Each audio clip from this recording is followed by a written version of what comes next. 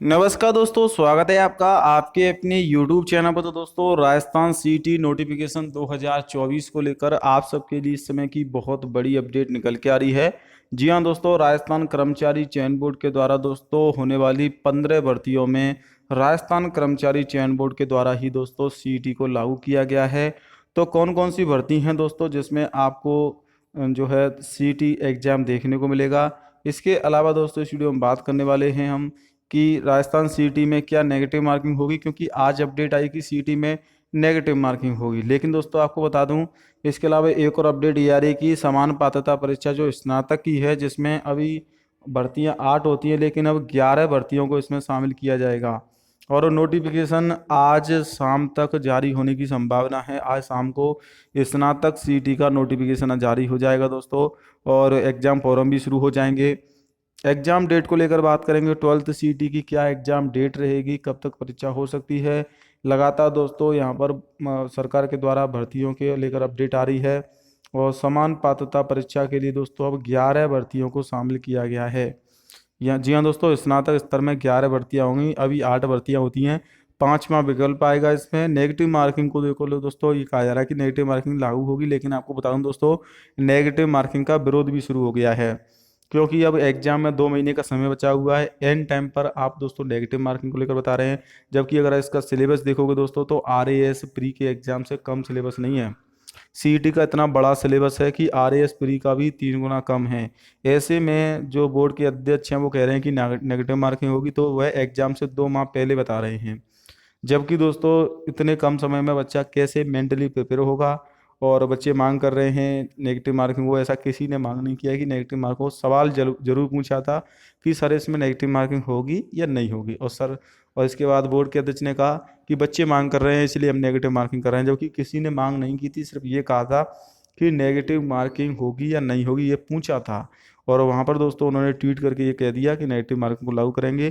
3 दिन में जारी हो सकता है नोटिफिकेशन, और आज शाम को नोटिफिकेशन जारी होने की अपडेट है। समान पात्रता परीक्षा सीटी के लिए दोस्तों अब भर्तियों की संख्या 17 हो चुकी है। 11 भर्तियां तो दोस्तों 18 माफ कीजिएगा, 11 भर्तियां तो दोस्तों आपकी स्नातक के बाद होंगी। और बाकी की जो भर्तियां होंगी दोस्तों वो आपकी ग्रेजुएशन के बाद हों, जो 12th सीटी के बाद होंगी। हालांकि सरकार ने एक फैसला अच्छा लिया कि 40% अंक। लेकिन दोस्तों जिस प्रकार से इसका सिलेबस है सीटी का, इसमें नेगेटिव मार्किंग करना कहीं पर भी उचित नहीं है। क्योंकि पहली बात तो ये कि एक एलिजिबिलिटी टेस्ट है। एलिजिबिलिटी टेस्ट जैसे कि सीटेट होता है, ये एलिजिबिलिटी टेस्ट होते हैं दोस्तों। रीट होता है, इसके अलावा अन्य एलिजिबिलिटी टेस्ट हैं। यूपी में PET होता है, उसमें भी नेगेटिव मार्किंग नहीं होती है, जबकि उसमें 15 गुना को लिया जाता है। और यहाँ पर दोस्तों 40% होने के बावजूद भी इसमें 15 गुना कर दिया गया है। 40% नंबर इतने आसान नहीं है दोस्तों, क्योंकि नेगेटिव मार्किंग हो जाएगी तो काफ़ी टफ रहेगा। हालांकि इसका विरोध इसीलिए किया जा रहा है। और वो भी अगर नेगेटिव मार्किंग करनी भी थी दोस्तों, तो कम से कम तैयारी के लिए समय देना था। अब बोर्ड के अध्यक्ष कह रहे हैं कि समय पर ही परीक्षा होगी सितंबर अक्टूबर में।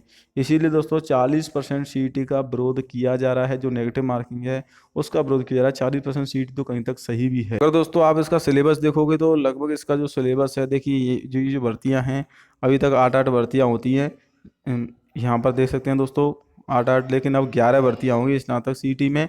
और स्नातक सीईटी और दोनों का सिलेबस तो सेम ही है। सिलेबस अगर आप देखोगे दोस्तों, यहाँ पर मैं आपको सिलेबस बता देता हूँ इसका सिलेबस क्या है। पात्रता की अगर बात करें तो देखिए, अगर आप 12th सीईटी देना चाहते हैं तो 12th पास होना चाहिए। अगर आप ग्रेजुएशन सीईटी देना चाहते हैं तो ग्रेजुएशन होना चाहिए। ग्रेजुएशन सीईटी वाला छात्र अगर ग्रेजुएशन कर रखा है तो वो 12th सीईटी भी दे सकता है। आयु सीमा की अगर बात करें दोस्तों, इसमें 18 वर्ष वाले विद्यार्थी या 12th पास ग्रेजुएशन वाले विद्यार्थी कोई भी इसमें शामिल हो सकता है। परीक्षा को लेकर सितंबर में डेट है, सितंबर में परीक्षा होगी दोस्तों। लेकिन उससे पहले सिलेबस देख लेते हैं, इसका सिलेबस काफ़ी बड़ा है। देखिए इसमें 150 तो प्रश्न आएंगे आपके, 3 घंटे का समय मिलेगा, 300 नंबर का पेपर होगा, एक प्रश्न 2 नंबर का।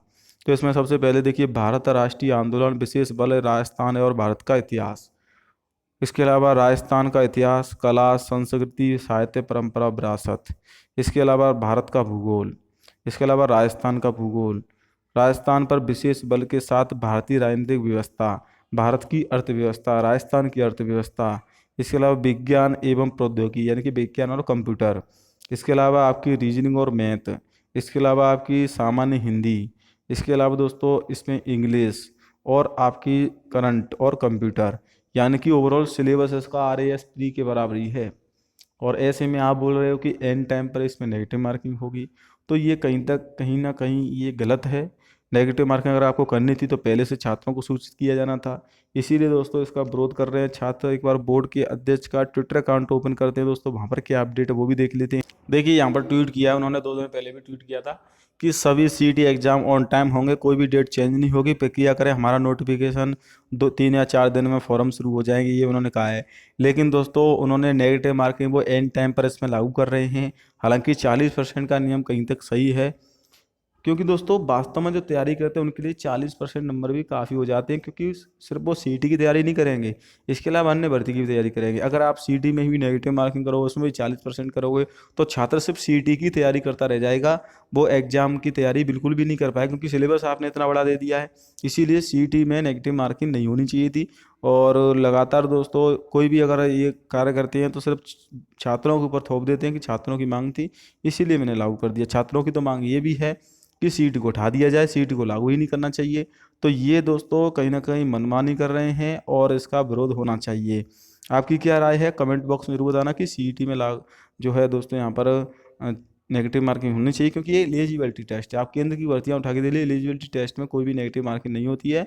और ये कहीं ना कहीं दोस्तों छात्रों को साथ आगे चलकर ये 15 गुना से भी ज़्यादा टफ हो जाएगा। देख लेना जब आपका पेपर आएगा तब आपको ये 15 गुना से जी ज़्यादा टफ लगेगा। तो दोस्तों ये तो है CET को लेकर अपडेट। बाकी दोस्तों अगर मैं एग्जाम की बात करूं तो एग्जाम तो आपकी सितंबर में ही बोर्ड कराएगा, क्योंकि फिर उनके पास समय भी नहीं है और भर्तियां करवानी हैं। तो तैयारी तो आप उसी के हिसाब से करें। हालांकि हम नेगेटिव मार्किंग का विरोध करेंगे जब तक सरकार इसमें जो है इसको नहीं उठाती है। हालांकि सरकार ने का ये फैसला नहीं है, बोर्ड का फैसला है कि हम नेगेटिव मार्किंग करेंगे। वो कह रहे थे कि इसमें तुक्काबाजी नहीं चलेगी। आपको बता दूं दोस्तों, तुक्के में आपके इतने ज़्यादा क्वेश्चन सही नहीं होते हैं जितना वो सोच रहे हैं कि 40% नंबर लाना तुक्के में काफ़ी टफ है। और हालांकि CET के फॉर्म भी वही छात्र भरते हैं जिनको वास्तव में आगे चलकर तैयारी करनी होती है, तो उससे ही क्लियर हो जाएगा। CET के फॉर्म आप देख लेना। और फिर एग्ज़ाम देने भी कितने कम छात्र जाते हैं। तो इसीलिए नेगेटिव मार्किंग तो इसमें करनी नहीं चाहिए थी मेरे हिसाब से। पाँचवा विकल्प भी उन्होंने इसमें दे दिया है, यानी कि पाँचवा विकल्प, इससे कि आपका समय और बर्बाद होगा। इसमें कम से कम पाँचवा विकल्प नहीं होना चाहिए था, क्योंकि इससे समय बर्बाद होता है। आपको उसमें पाँचवा विकल्प भरना होता है। अगर आप कोई भी क्वेश्चन नहीं छोड़ करना चाहते हो तो पाँचवा विकल्प आपको उसमें भरना होता है। तो ये भी एक सरकार की तरफ से या बोर्ड की तरफ से ये पांचवा विकल्प जो लागू है वो गलत है, क्योंकि इससे आपका टाइम वेस्ट होगा काफ़ी ज़्यादा। अगर आप नहीं भरोगे तो उसमें भी फिर नेगेटिव मार्किंग होगी। तो ओवरऑल दोस्तों सरकार के कुछ फैसले तो सही हैं, 40% के फैसले का हम स्वागत करते हैं, लेकिन ये जो नेगेटिव मार्किंग है वो गलत किया है। बाकी मेरे हिसाब से तो गलत है, आपके हिसाब से सही है तो आप मुझे कमेंट बॉक्स में जरूर बताना। और CET के फॉर्म दोस्तों आज शाम को ही नोटिफिकेशन आ जाएगा, तो कभी भी फॉर्म शुरू हो सकते हैं। CET को लेकर अब 12 भर्तियों को इसमें शामिल किया जाएगा। 11 भर्ती तो स्नातक स्तर की होंगी और बाकी की लगभग 8 भर्तियाँ आपकी जो 12th CET की होंगी। तो तैयारी करते रहें और लेटेस्ट अपडेट के लिए चैनल को सब्सक्राइब